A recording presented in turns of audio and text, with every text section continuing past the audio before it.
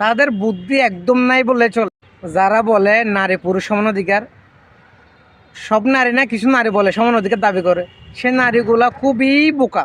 তাদের বুদ্ধি একদম নাই বলে চলে। হ্যাঁ, তাদের যুক্তি দেখায় যে কি, একটা নারী বা একটা মহিলা বিমানের পাইলট বিমান চালায়, একটা পুরুষও বিমান চালায়, সমান সমান অধিকার। আর ভাই, যখন সামনে শীতের মৌসুম, যখন জেলেরা মাছ ধরতে সাগরে যায়, কোনো 10জন নারী বা 11জন নারী পসিবল না যে একটা বুট নিয়ে ট্রলার নিয়ে সাগরে গিয়ে মাছ ধরে নিয়ে আসবে। আমাদের বাংলাদেশে একটাও নেই ওই সমান অধিকার। দেখেন, যখন অনেক গরম রোদ পড়ে, যখন মাঠের মধ্যে লবণ তোলা হয়, তখন 10টা নারী দেখেন লবণ তুলতেছে, মাঠ করতেছে। ঠিক আছে, ঢাকা বা চট্টগ্রাম শহরে দুই একটা মেয়ে যখন গাড়ি চালায়, রিক্সা চালায়, অটো রিক্সা চালায়, তখন সমান অধিকার হয়ে যায় নারীরও পুরুষের পাশাপাশি।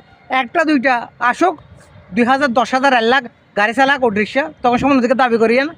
ভাই, নারী আর পুরুষ কখনো সমান অধিকার না। আল্লাহ নিজে নারীদেরকে একটু দুর্বল করে সৃষ্টি করেছেন।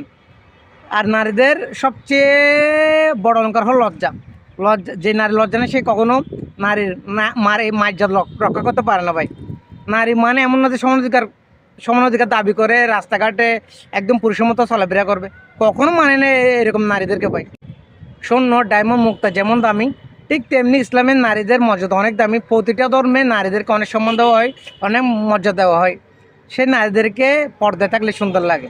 আপনি দেখবেন স্বর্ণ, ডায়মন্ড খুব লকারে রাখে, আর লোহা বা তামাগুলা খোলা রাখে, লোহারে জামা চলে আসে।